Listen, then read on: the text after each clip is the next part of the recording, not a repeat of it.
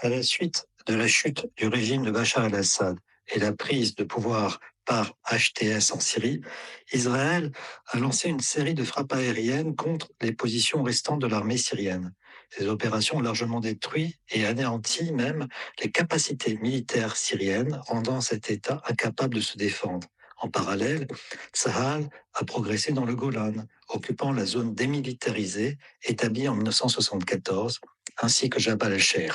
Des unités israéliennes ont même avancé jusqu'à 20 km de Damas, officiellement pour assurer la sécurité d'Israël. Toutefois, cette progression suit une logique stratégique, longeant la frontière syro-libanaise pour entraver les approvisionnements du Hezbollah. Malgré les assurances du gouvernement israélien sur le caractère temporaire de ces déploiements, le ministre israélien de la Défense a déjà annoncé que les troupes israéliennes resteront sur place durant l'hiver. Cette situation a provoqué une réaction immédiate du nouveau pouvoir syrien qui a adressé une lettre officielle à l'ONU pour demander le retrait israélien, soutenu par la Ligue arabe ainsi que par la Turquie d'Erdogan. Cette initiative reste cependant limitée par l'absence de moyens de contraintes de la communauté internationale.